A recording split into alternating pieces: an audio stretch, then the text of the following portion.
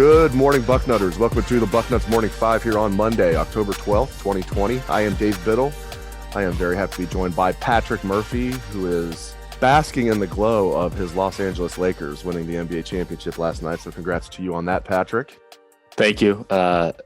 Look, I get a lot of shtick for being a Lakers fan living in Columbus, Ohio, and I get it. But I will say that it's been 10 years, which I know for a lot of people in Ohio doesn't mean much.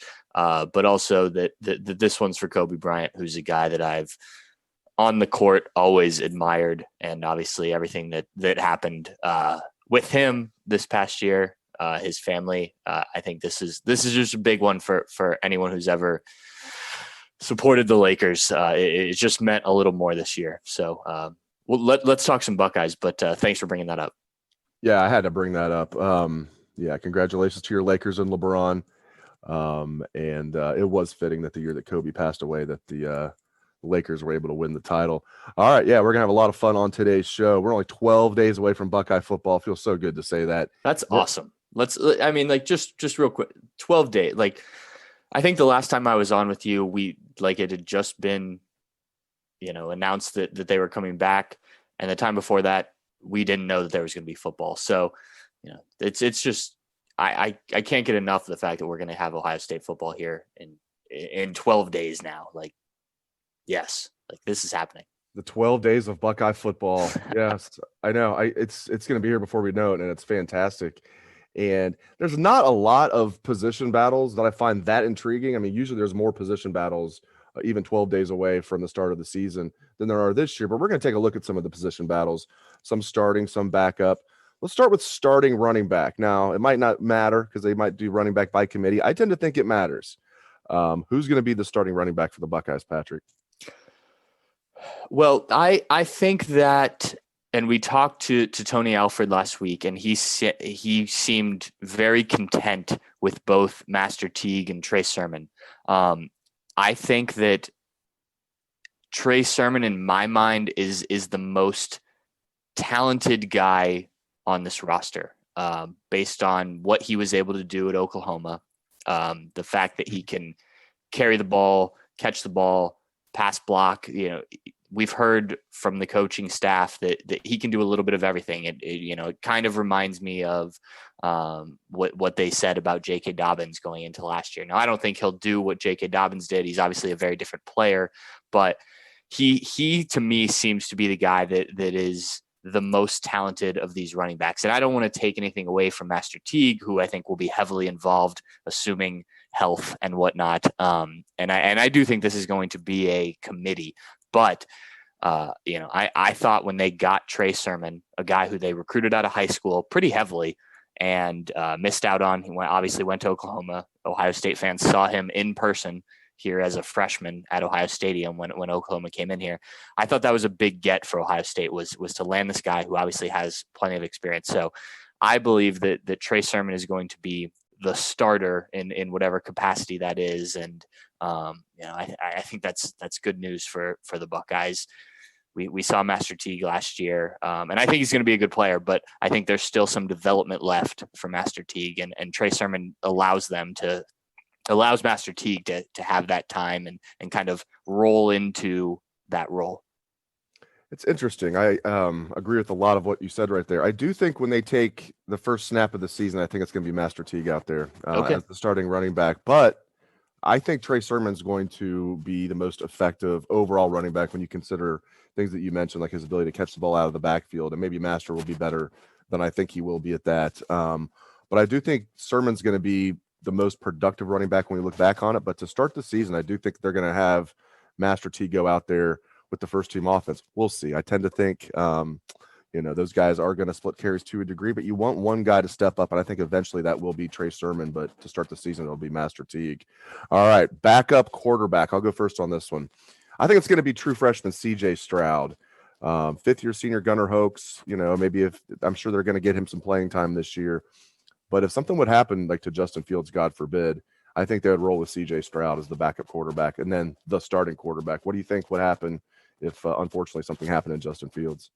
I agree on that. I think that if it comes down to needing a guy to step in, for a few plays or something, like we saw last year when Justin had to go out in the Michigan game, for instance. I think Gunnar Hoke would be that guy. But I think if they need somebody to really step in, I think they go to CJ Stroud. Now, I don't want to and we've talked about this before, I don't want to discount Jack Miller. I think, that kid, if he can be healthy, I think he is very talented and has a say in this, quarterback debate here going forward. And I do think that these two guys are battling for what comes next, right? I mean, the job is going to be open after this year. Let's not pretend like that this isn't a competition here for the next starting quarterback for Ohio State. It's similar to when we had Dwayne Haskins and Joe Burrow, sitting behind JT Barrett. One of them was going to win that job, type of thing. So I do think it's going to be CJ Stroud, but I think Jack Miller is not out of the conversation by any stretch of the imagination. This next one, I don't think it's much of a battle, but some of the listeners might not, be privy to this. Right tackle. Who will be the starting right tackle, Patrick? Yeah, I think you and I will both agree on this one. Nicholas Petit-Frere is the guy, I think. Now, they have not, as evidenced by us discussing this, they have not declared a starter there. But if you talk to any of the offensive players, coaches so far this fall camp, they've all referenced him as the guy. And there's been talk about the conversation there with DeJuan Jones. Ryan Day brought him up recently, but he also said that, he can play multiple positions on the offensive line. And obviously true freshman Paris Johnson is in the conversation as well. But it sounds like that this is going to be Nick's job. And, I think after a couple of years of sort of figuring out how to be a college offensive lineman, he had to get his weight in check and all that thing. And I mean that he had to put on weight, not what most of us deal with in keeping weight down. He had to put on weight to be big enough to be an offensive lineman. I think he's ready to be the guy at right tackle for Ohio State. Yeah, I mean, like you said, we talked to guys like Kevin Wilson. I can't remember if Stud said the same thing, but Kevin Wilson basically said everything except for he's definitely our starting right tackle. I mean, it looks like it's Nicholas Petit-Frere's job, but great depth there, as you mentioned, with DeJuan Jones and Paris Johnson. But it's going to be Petit-Frere's job as the starting right tackle. All right, next one, backup Z receiver and backup X receiver. The Z receiver, that's, the starting Z receiver is Chris Olave. And I'm hearing the starting X receiver is going to be Jameson Williams. So who's going to be the backups to those two guys? I'll go with a pair of true freshmen. I'm going to go with Jackson Smith-Njigba as the backup to Chris Olave at the Z. And I'm going to go with G. Scott Jr. as the backup to Jameson Williams at the X. What do you think about the Z receiver and the X receiver, the backups there, Patrick? Yeah, I can't argue. Those are two very talented freshmen who they are very excited about. And everything I understand is that those guys have done well in camp and earned the right to be there, in terms of that role. I think when it comes to wide receiver, it's not going to matter a ton who starts a game and, who's on the field second. I think they're going to rotate a lot. Brian Hartline talked to us about the depth, and obviously they've done this in the past, but he's made it very clear, especially this year, they don't know what's going to happen, the pandemic and injuries without a real fall camp and all this stuff. So they're ready to play a lot of receivers. One guy I do want to bring up, and I don't know exactly where he factors in terms of the depth chart, but Cameron Babb, healthy for the first time, a kid that they were very excited to get out of St. Louis. And, he back-to-back knee injuries these last 2 years. His mom was heavily involved in the fight for a season, partially because, not necessarily, but her son is healthy and she knows this can be a big year. I've talked to her a lot and she's excited for him. I think he's a guy who could be a surprise for this team. A guy that just kind of has gone under the radar because he has been hurt. So I think he could factor in there if he proves healthy and able to stay healthy at one of those positions. Yeah, Amanda Babb, she is the head of the President's Association, the Parents Association. They do a great job over there with the Parents Association. That was started way back in the day by Nick Mangold's father. Vern Mangold started that, and it's been one great parent after another. I remember Jay Richardson's mom was the second one to head that group up, and it's just been just an outstanding. It's so good if you're like an out-of-state kid and you don't have family in town. You basically do have family, not just your teammates and everything, but you've got like other moms on the team and dads that basically take you in as their own. It's really cool what they've done over there. And Julian Fleming, for those that are wondering, Julian Fleming is going to play this year. He's going to be right in there. He'll play this year too. I just think, when you talk to the guys over there, they really like Julian Fleming. They just feel like, as far as who's being the most game ready right now as a true freshman, not who's going to be the best player 2 years from now. I mean, Jackson Smith and Jigba came in ready to roll. So did G. Scott Jr. And they like Julian Fleming a lot too. So no one's forgetting about the number one ranked wide receiver recruit in the nation from that 2020 class. I think it's good to point out you bring up Julian Fleming. He came from a wing T offense in high school. So, this is a transition, despite being the number one receiver, 5-star kid, you have to adjust to playing in a spread offense and learning everything that comes with that. So that takes a second. But yeah, like you said, very talented. He will be involved down the road, but you're right. These other, when you bring in a wide receiver class like this, like you can't do wrong. We haven't even talked about Mookie Cooper, and he was the 16th best wide receiver in the country, according to the composite. So that just shows you where the class is with that group.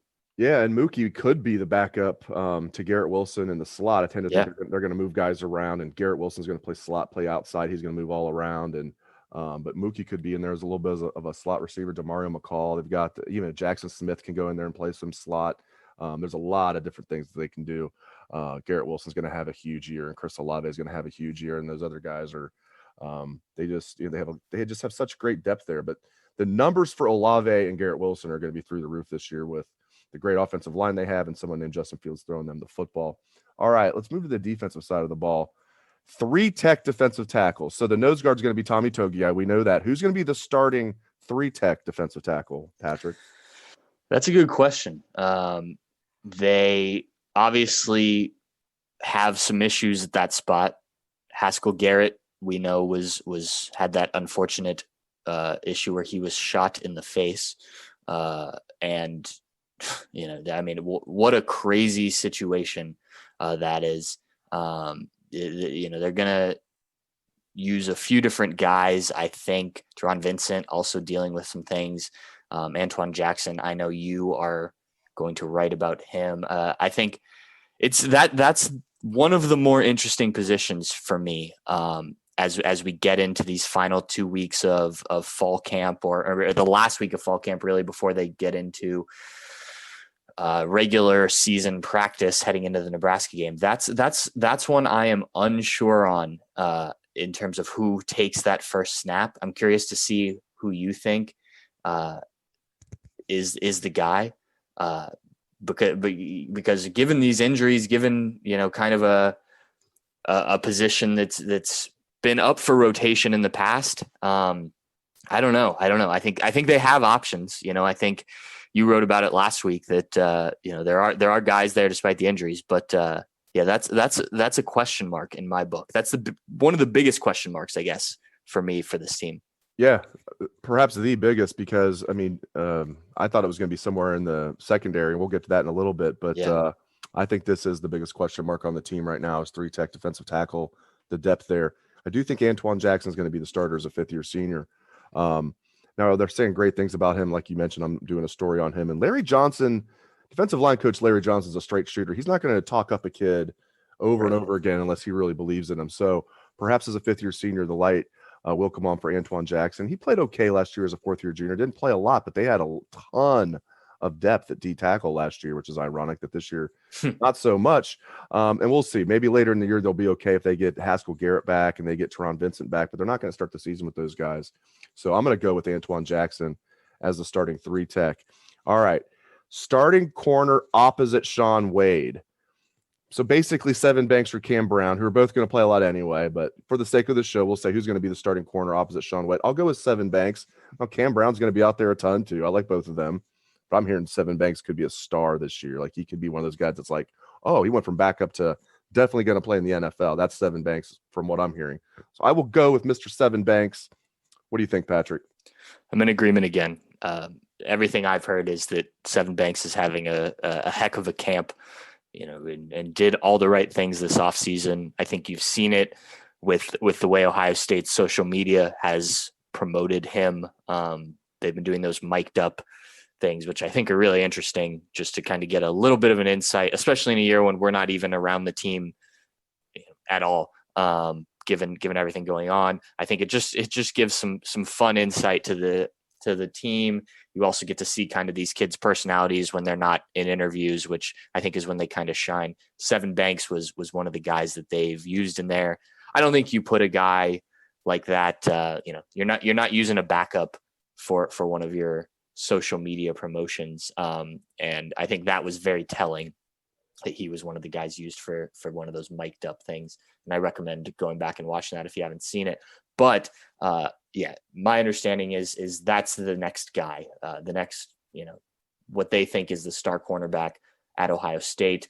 He'll line up opposite Shaun Wade, be that other, what the role that Damon Arnett took last year, and be that other outside corner for Ohio State. I do think it'll be interesting to see, how many cornerbacks they use this year, what it looks like, whether they play, two safeties or a single high safety, whatnot will impact that. But yeah, Sevyn Banks is the guy in my mind. All right, last one. The number one safety. I was just going to put safety period, but I tend to think they might have two starting safeties this year. I know Jeff Hafley just went with the one starting safety, the one high safety with Jordan Fuller. Kerry Combs has never used that, so they might have two starting safeties. But for the sake of the show, let's say they just go with the one high safety. So we'll go for the sake of the show, we'll say who's going to be the best safety, the number one safety on the team. You have the floor, Patrick. Who's going to be the number one safety on this squad? I think it'll be Josh Proctor, but I think that both him and Marcus Hooker are going to play, whether that's rotating in that one high safety or if they used to. I tend to agree with you. I think that there's a good chance that they use two guys in that position. I think that you've seen Josh Proctor kind of be the heir apparent for a while. He played a little bit, and his role increased as the season went on behind Jordan Fuller, who was a 3-year starter and a captain and great for this team. And you saw Proctor towards the end of that year kind of step in. Now Marcus Hooker's had a good offseason by all accounts. Proctor was hurt a little bit in the limited spring, so Marcus Hooker got his shot and, from everything I understand, took full advantage. So that could play a part in them using two safeties this year. Also, as you mentioned, Kerry Combs, that's kind of his MO. But I think if I'm picking one of those two guys that I think will be, the starter, the guy, I'm going to go with hard hitting Josh Proctor, as Wisconsin quarterbacks may remember. Yeah, Jack Cohn's still feeling that hit. That's a tough one. I'm gonna go with Marcus Hooker. I think he'll be the best safety on the team this year, but it's really close. I do think both those guys are going to play a lot, and if they go with two safeties to start the game out, they're both going to be out there. But I'll go with Marcus Hooker. I like the way he came out at the end of last year, and I like some of the things I've heard about just how consistent he is in practice. You don't hear that as much about Josh Proctor. That, in fact, you hear he needs to be more consistent. I do think Proctor is the more talented of the two, which is interesting because Marcus Hooker is the brother of a first-round NFL draft pick, but we know he's not Malik. He doesn't have the same body as Malik, but I think Proctor is the more talented. I will go with Marcus Hooker will be the number one safety. Great stuff from Patrick Murphy. This was a lot of fun on today's show. If you like the show, give us a 5-star review or subscribe. It really helps. Thanks again to Patrick, and thanks again to all of the listeners for tuning in. We really appreciate it. Have a great day, Bucknutters.